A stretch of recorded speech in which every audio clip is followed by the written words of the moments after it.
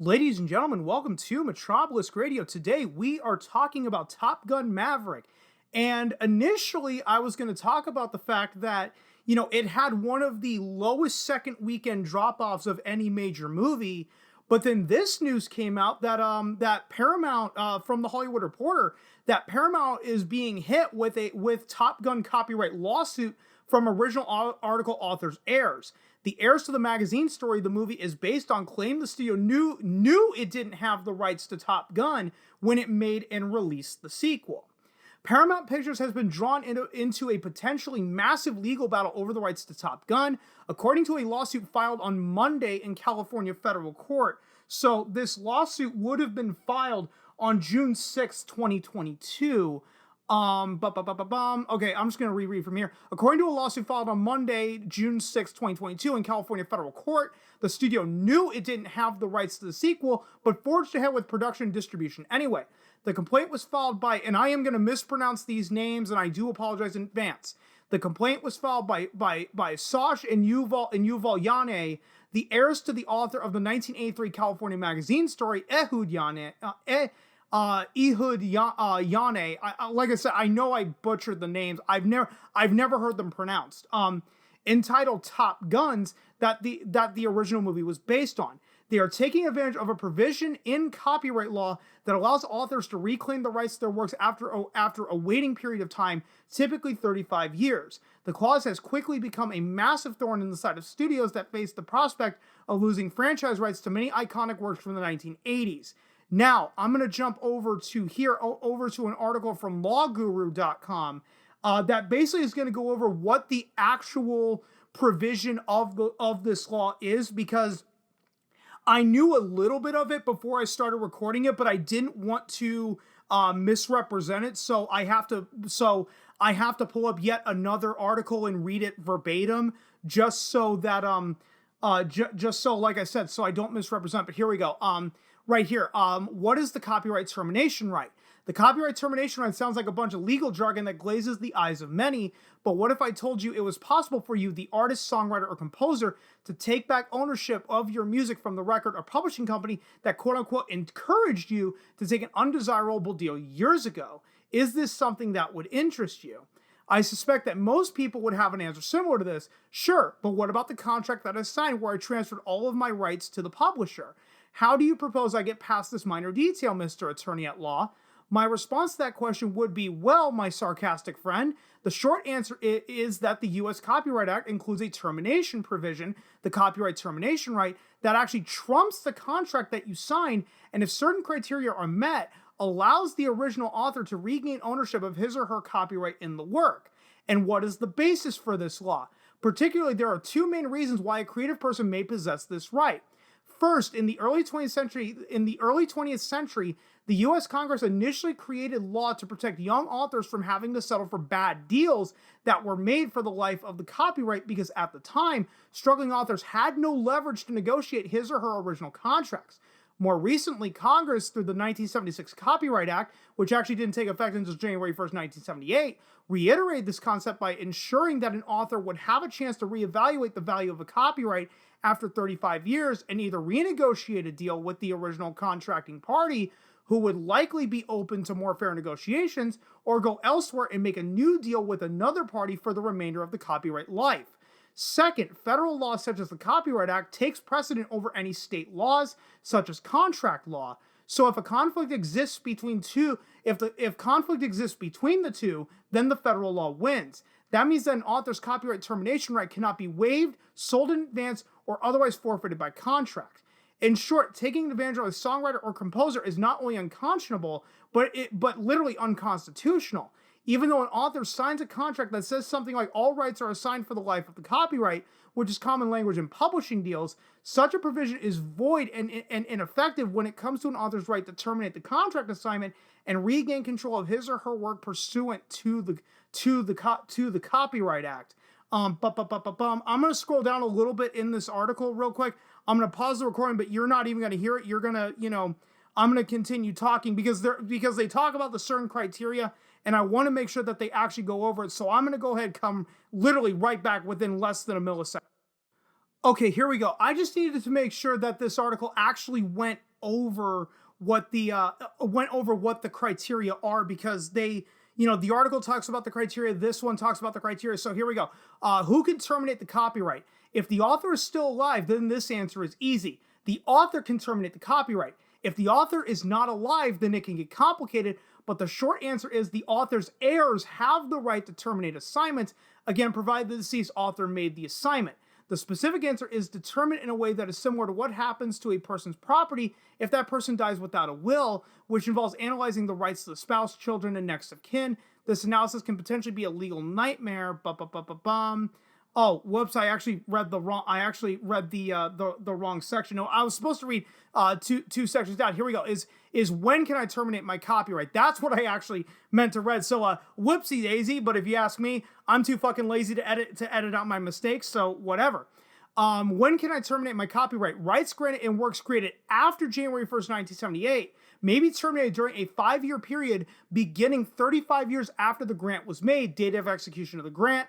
This 5-year period changes a bit if the author granted right of publication of the work, whereby the clock may start on the date of publication, subject to the author giving proper notice. For example, if the original copyright date is January 1st, 1978, a notice of termination can be served as early as January 2003, but no later than January 1st, 2011. If the original copyright date is January 1st, 1985, a notice can be served as early as January 1st, 2010, but no later than January 1st, 2018. As you can see, this is a time frame that will shift daily. So now we're going to go back to the Hollywood Reporter article, because like I said, guys, I wanted to I wanted to make sure that I was actually that I actually knew what I was talking about when they talk about this, this provision in copyright law to reclaim the rights after a certain period of time. Is that basically, in layman's terms, what this law actually means? And I know I'm probably going to sum up the last few minutes in just about 30 seconds. Is that because nobody knows the actual value of a work until after it's released in the market, there had to be a protection to protect authors and creators from taking such shit deals, because, well, like I said, nobody knows the value of a work until after it's published, not prior to its publishing. So it's a concept known as unequal bargaining.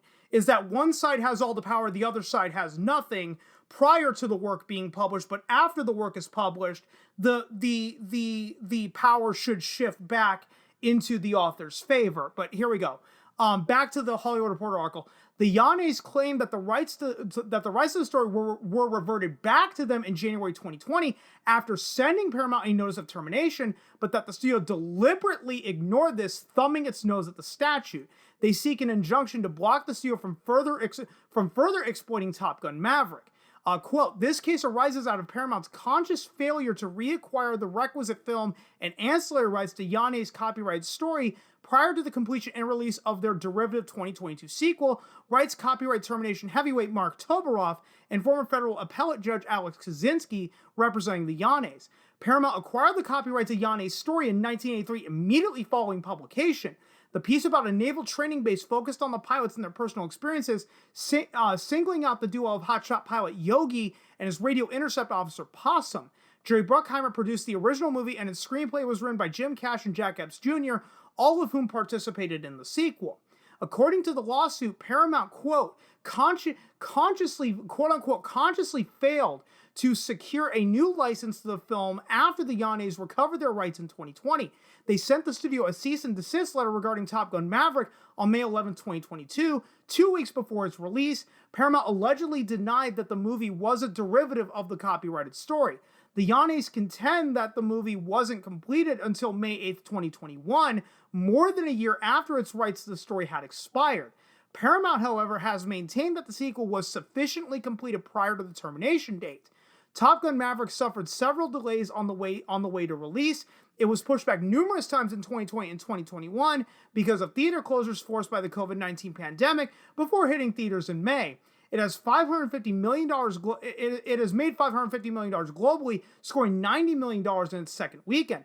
Paramount said in a statement, quote, "These claims are without merit and we will defend ourselves vigorously. A defense is expected to avail itself of A defense it's expected to avail itself of is that the facts in the copyright story are not subject to copyright. Yes, you cannot copyright a factual work. You can only copyright fictional works. You also can't copyright ideas. So, nobody owns the idea of a space opera that is set on a desert planet about a farm boy wanting to leave the farm. Anybody can make that movie. You can't copyright that idea. But if I were to make a shot-for-shot remake of Star Wars Episode 4: A New Hope, you could sue for copyright infringement. But back to the article.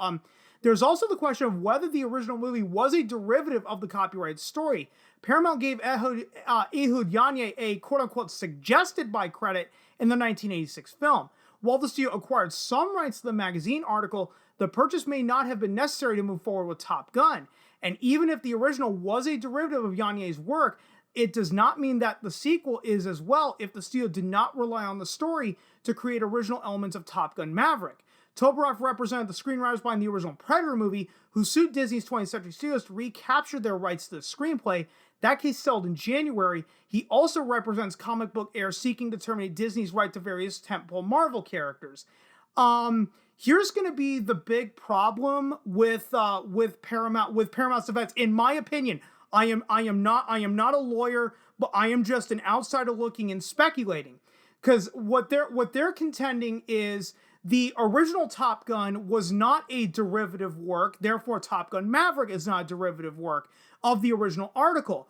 But the ultimate question on the table then is, why did Paramount go out of their way to acquire the rights to the magazine article if the magazine article is not protected by copyright law? And I think I think that's going to be the real sticking point in this case, is that, Paramount Studios, you went out of your way to secure the rights to this article, and now you're saying, we never needed it. Then why did you consciously go out of your way to secure it? And the idea that Top Gun Maverick is not a derivative work. Here we go.